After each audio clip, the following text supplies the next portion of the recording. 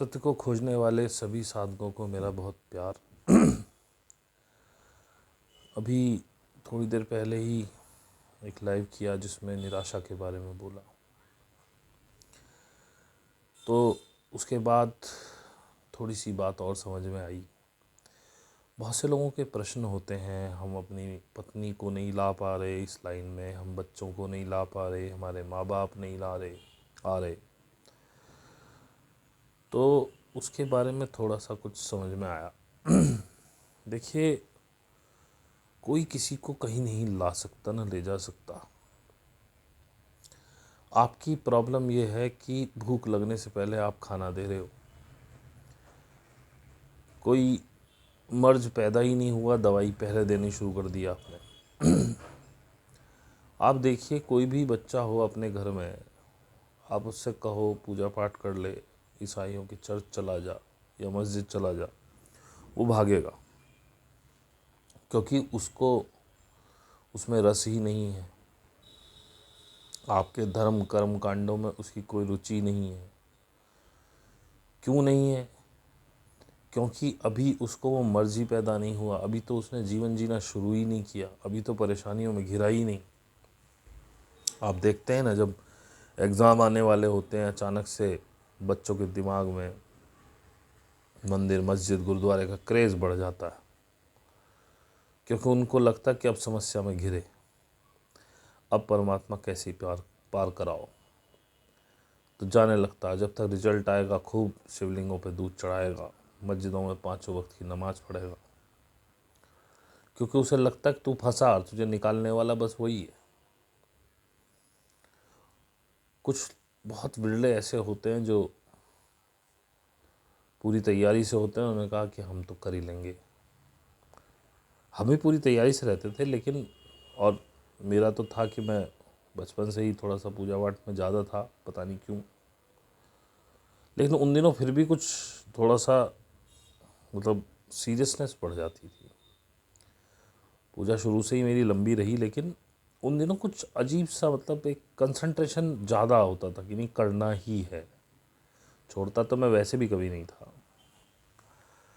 क्योंकि अभी समस्या में घिरा हूँ। लेकिन यदि आप उसको मार के छेड़ के ज़बरदस्ती मस्जिदों में घुसाओगे, चर्च में घुसाओगे, मंदिर में घुसाओगे, तो वो उस धर्म से, उस परमात्मा से, उस भगवान से नफरत करने लगेगा, क्योंकि उसको ज़रूरत ही नहीं है उस चीज़ की जो चीज़ आप उसे दे रहे हो।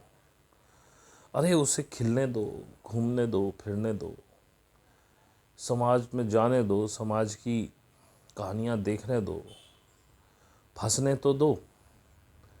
फिर तुम नहीं कहोगे उससे कि मंदिर चला जा, फिर वो खुद ढूंढता हुआ जाएगा, क्योंकि धर्म समाधान है। धर्म समाधान है जब परेशानी ऐसी हो जिसका कोई हल तुम्हारे पास ना हो, तो उसका समाधान धर्म है। तब उससे भगवान की, अल्लाह की, जीसस की, वाहेगुरु की याद आती है, क्योंकि जब कहीं भी समाधान न मिले तब वो धर्म की तरफ भागता है। उसे उम्मीद होती है कि वहाँ से कुछ मिलेगा, और हम उसी चीज़ को ध्यान बताते हैं। लेकिन ध्यान भी ऐसे ही नहीं घट जाएगा कि आपने सुना और आप ध्यान में आ गए। ध्यान की भी पहली सीढ़ी जो है वो धर्म ही है, सो कॉल्ड धर्म, जिन्होंने आज तक नफ़रत के अलावा कुछ नहीं बनाया, लेकिन फिर भी उसमें एक उम्मीद तो लगती है ना, एक परम चैतन्य की एक शक्ति को मानने की। चाहे ठीक है वो साकार रूप में ही दिखाई दे, लेकिन पहली सीढ़ी तो वही है। जब आपके अंदर वो उदय हुआ, आपके दिल के अंदर वो प्रकाश हुआ, आप बढ़े मंदिरों की तरफ।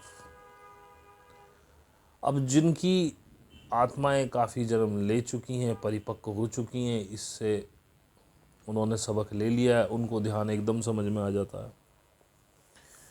अब आप ज़बरदस्ती कर रहे हैं अपनी पत्नी से, बच्चों से, माँ बापों से।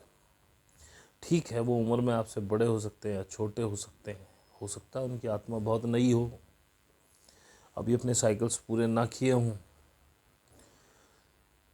कृष्ण ने गीता में कहा है लाखों जन्मों के आखिरी जन्म में घटित होता है। नानक साहब बार बार कहते रहे कि परमात्मा की कृपा के बिना ये नहीं होता। क्यों उनमें उलझे हुए हो? उन्हें छोड़ दो, जाने दो। और तुम्हारी ये जबरदस्ती जो है उनको इसके प्रति घृणा भर देती है। जैसे कि एक व्यक्ति के यहाँ पर कुछ मेहमान आए हुए थे। उसने अपने बेटे को बोला जाओ कुएं से पानी भर लाओ, और बोले थोड़ा यहाँ सुनो। उसने एक तमाचा उसके गाल पे बहुत ज़ोर से मारा। बोले अब जाओ। मेहमानों से रहा ना गया। उन्होंने पूछा हम इतनी देर से बैठे हैं तो बिल्कुल शांत बैठा है, आपने मारा क्यों? ये बात समझ नहीं आई। उन्होंने कहा मारा इसलिए कि ये पानी भरने जा रहा है कुएं से, मिट्टी का घड़ा है, फोड़ ना दे। बोले तो उसने तो फोड़ा ही नहीं, अभी तक तो फोड़ा ही नहीं। और बोले अगर फोड़ ही दिया उसके बाद मारा तो फिर क्या मारा? तो ये कहाँ तक का ठीक हुआ?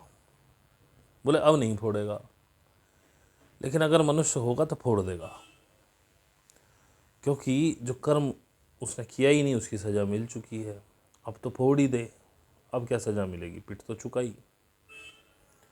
तो यही करते हो आप इन लोगों के साथ। मैंने 10 बार कहा है कि बता करके छोड़ दीजिए, आगे उनकी मर्जी। वो करना चाहें करें, ना करना चाहें ना करें। उनके आनंद में बाधा अगर आप देंगे तो उससे घृणा हो जाएगी। जितना आप ज़बरदस्ती, कोई किसी को जनेऊ कराने भेज रहा है, कोई बपतिस्मा कराने भेज रहा है, कोई अमृत चखा रहा है, कोई जनेऊ करा रहा है, कोई कान छिदवा रहा है, ज़बरदस्ती क्यों ला रहे हो? ज़बरदस्ती उसको ज़रूरत तो, भूख तो लगने दो। खाना अपने आप मांग के खाएगा। एक बार परेशानी में आने तो दो। इस तरह से तो आप नफ़रत पैदा कर रहे हो। इसीलिए बहुत से लोग ध्यान के नाम से भी चिढ़ रहे हैं। जब आप सुबह शाम उनसे ध्यान ध्यान ध्यान ध्यान करते रहो, अरे क्या बकवास है। अरे उसे फंसने तो दो ऐसी कहानी में, एक बार आपका आनंद देखने तो दो। जब आप खुद आनंद में इतने झूमोगे और हर परेशानी में झूमते रहोगे, 10 बार पूछेगा भाई तू इतना खुश कैसे है? बोलो मैं तो ध्यान करता हूँ। और ध्यान करने के बाद विचारों में कमी आती ही है। विचार ही आपके दुख का कारण है। और जैसा कि पहले वीडियो में बताया था कि निराश हो जाइए। ध्यान से आप निराश होते हैं। निराश मतलब आशा जिसकी ना रही हो। जब आशा, उम्मीद ख़त्म हो जाती है तो व्यर्थ के चोचले नहीं होते। जो मिलता है वो बहुत पर्याप्त रहता है, बच भी जाता है उसमें। और जब आशा और उम्मीद नहीं रहती है तो आप एक, क्या कहना चाहिए उसे, महत्वाकांक्षा आपकी नहीं बढ़ती। क्योंकि सब दुखों का मूल कारण तो ये उम्मीद और महत्वाकांक्षा ही है। उम्मीद थोड़ा कारण है, महत्वाकांक्षा और बड़ा कारण है।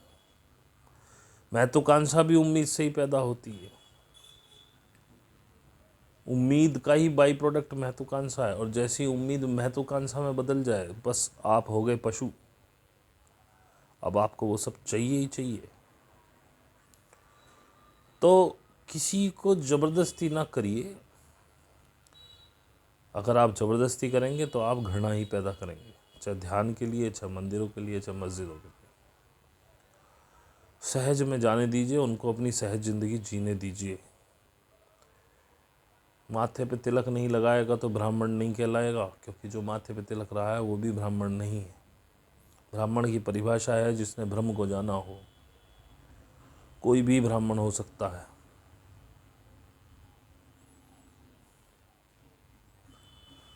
और सो कॉल्ड ब्राह्मण, जो जातिवादी व्यवस्था है, ये सब आर्यों ने फैलाई है। आर्य जो बाहर से आए थे, सीधे बोलूँ तो अनुनाकीस के वंशज। जहाँ भी, जिस भी जगह की जो नेटिव रेस हैं, चाहे नेटिव अमेरिकन हैं, ऑस्ट्रेलियन हैं, इंग्लैंड के हैं, नेटिव इंडियंस हैं, वो रेसेस आप देखेंगे थोड़ी कम दिमाग हैं, थोड़ी सुस्त है। वो प्योर रेसिस है, क्योंकि हमको ऐसी ही रेसेस यहाँ भेजी गई थी, लेकिन बड़ी सौम्य और बड़ी सीधी। ये अनुनाकीज ने आकर के बिगाड़ा, जिसमें प्रमुख रेस है ब्राह्मण।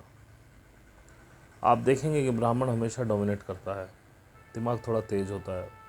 ठीक है, अब तो बहुत सारे क्रॉस कनेक्शन हो गए हैं, तो हर रेस में वो डीएनए आ गया है, और वो नेगेटिव डीएनए है।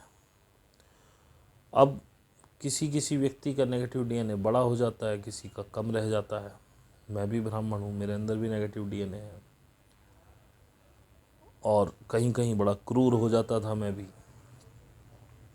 लेकिन ध्यान में उतरा, सफाई हुई, और थोड़ा सा पॉजिटिव पार्ट ज़्यादा रहा होगा तो ध्यान में उतर पाया और सफाई हुई। फिर सोल का भी पैटर्न होता है ना, डीएनए तो शरीर के अंदर के हैं। फिर जी सेल रिमूवल कराया, डीएनए स्ट्रैंड्स एक्टिव कराए, उसके बाद से बहुत फ़र्क है। तो मैं ये नहीं कहता कि सबको कराने चाहिए, आपके पास पैसे हो करा लीजिए, नहीं हो तो कुंडलनी खुद भी कर देगी, लेकिन थोड़ा समय लेगी। शायद मुझे जल्दी करना था, इसलिए ज़बरदस्ती मुझको ऐसी ऐसी चीज़ों में फंसाया गया ताकि ट्रिगर हो और मैं जाऊं उधर, नहीं तो मैं नहीं पैसा खर्च करता इतना। तो कहने का मतलब यही है कि घृणा पैदा मत करिए, किसी पे ज़बरदस्ती थोपिए मत, बता के छोड़ दीजिए। जिस दिन उसको परेशानी होगी उस दिन दवाई मांगने आएगा। जब बड़ी उन्हीं कठिनाइयों में, आप एक घर में हैं तो आप भी उन्हीं कठिनाइयों से जूझ रहे हैं, जब उन्हीं कठिनाइयों में आपको हंसते खेलते देखेगा और ख़ुद को परेशान देखेगा तो पूछेगा आप क्या करते हो। तब वो एग्ज़ाम्पल आप उसको दोगे, तब वो समझेगा, और समझेगा तो करेगा। और जो इस तरह से आएगा वो कभी नहीं जाएगा। बहुत सारे ऐसे हैं जो वैसे ही आ गए हैं, थोड़े दिन करते हैं, फिर कष्ट होता थोड़ा शरीर में तो छोड़ देते हैं, क्योंकि उनको अभी इसकी पता ही नहीं है ये है क्या चीज़। शायद मैं भी छोड़ देता, लेकिन ज़िंदगी के ऐसे अनुभव हुए कि लगा सब आसार है, सार इसमें ही है। जैसे ही इसे पाया, फिर उसके बाद मैंने कहा कुछ भी हो अब नहीं छोड़ेंगे, बस उसी से पार हो गया। तो बस इतना ही कहना था। ये वीडियो शायद कल अपलोड करूँगा, आज तो नहीं करूँगा, क्योंकि नहीं तो वो लास्ट वाला वीडियो चला जाएगा, उसमें कल का संडे का मीट का लिंक है, तो ये या शेड्यूल कर दूंगा कल शाम का। तो ध्यान रखिए, किसी को फोर्स मत कीजिए, मर्ज तो आने दीजिए, दवाई तब काम करेगी। भूख तो लगने दीजिए, खाने में तब स्वाद आएगा, नहीं तो आप अच्छे से अच्छा बना लोगे, स्वाद नहीं आएगा। बस इतना ही कहना था। आपको बहुत बहुत प्यार, धन्यवाद।